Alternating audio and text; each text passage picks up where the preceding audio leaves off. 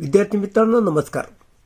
11वी science physics chapter 1 units and measurements numerical problems lecture number 2. मित्रांनो first लेक्चरमध्ये आपण एक एक्झाम्पल सॉल्व केलं. तर आजच्या लेक्चरला आपण दुसरं एक्झाम्पल सॉल्व करतो आहोत. हे सगळे एक्झाम्पल्स महत्त्वाचे आहेत, नीट समजून घ्या. In an experiment, to determine the volume of an object, mass and density are recorded as mass is equal to 5 plus or minus 0.15 kg and density rho, that is density, is 5 plus or minus 0.2 kilogram per meter cube. Respectively.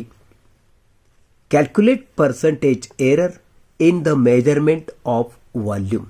आता यामध्ये तुम्हाला काय लक्ष द्यायचंय, तर हे आहे मास आणि हे प्लस और मायनस 0.15 म्हणजे ही त्याच्यात वाढ किंवा घट दिलेली असते मासमध्ये. ती आपण डेल्टा एम ने डिनोट करणार. ओके, डेल्टा म्हणजे थोडासा होणारा बदल. त्याचप्रमाणे डेन्सिटी काय दिली, 5 प्लस और मायनस 0.2 म्हणजे ही डेन्सिटी 5 किलोग्राम पर मीटर क्यूब आणि हे आहे डेल्टा रो. ओके, तर घनतेमध्ये डेन्सिटीमध्ये थोडीशी कमी जास्ती होऊ शकते, ती ही संख्या आहे, म्हणून तिथं प्लस मायनस लिहिलेले. आता आम्हाला पहिली गोष्ट तर डेन्सिटीवरती प्रॉब्लेम आहे, तर मग डेन्सिटीची व्याख्या माहीत पाहिजे. डेन्सिटी म्हणजे काय, मास अपॉन व्हॉल्यूम, ज्याला आपण मास पर युनिट व्हॉल्यूम असं म्हणतो, म्हणजे मास अपॉन व्हॉल्यूम. मग यावरून हा व्हॉल्यूम इथं घ्या आणि ही डेन्सिटी याच्या खाली घ्या क्रॉस मल्टिप्लिकेशनने, म्हणजे काय होईल, that is volume is equal to mass upon density.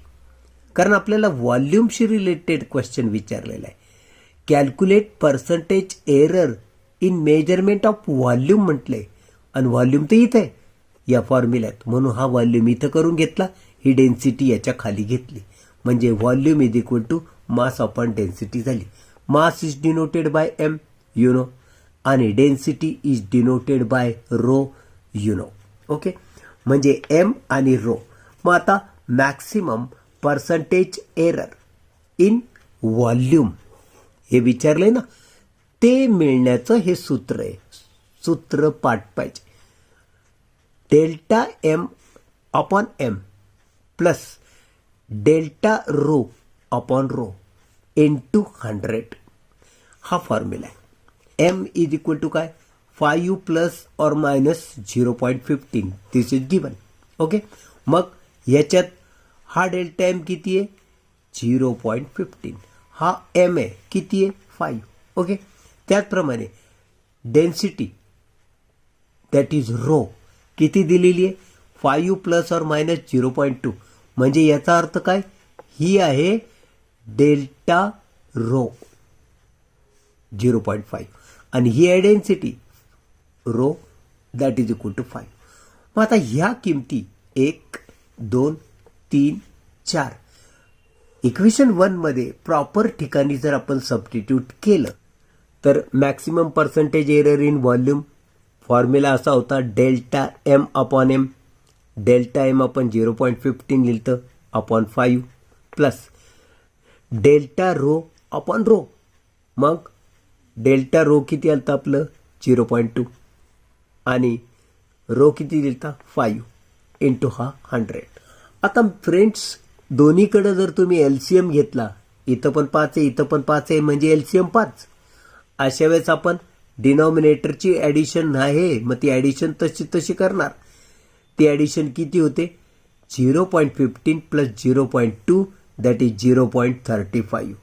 0.15 plus 0.2 decimal खालीच डेसिमल आला पाहिजे, म्हणजे या 5च्या खाली काही नाही, म्हणून हा 5 जसंचे तसा होईल. 1 प्लस 2 दॅट इज 3 होतील. हा डेसिमल खाली डेसिमल आला, 0 प्लस 0 0.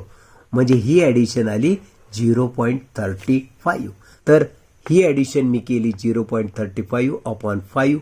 आता याला 5ने भागलं आणि हा 100 तर मल्टिप्लाइड आहेच. मग 500 हा डेसिमल देऊन टाकला. 5ने 3ला भाग जातो का नाही? 3 लहान संख्या आहे म्हणून 0चा भाग केला.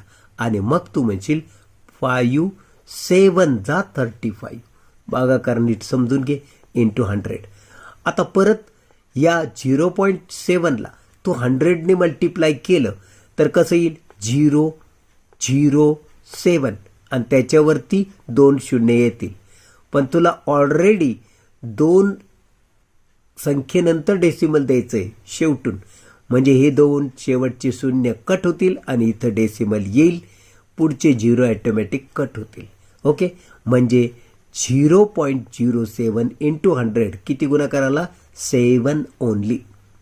आणि हे आहे 100ने मल्टिप्लाय केलं म्हणजे पर्सेंटेज, म्हणून 100च्या ऐवजी आता आपण पर्सेंटेज चिन्ह लिहिलं.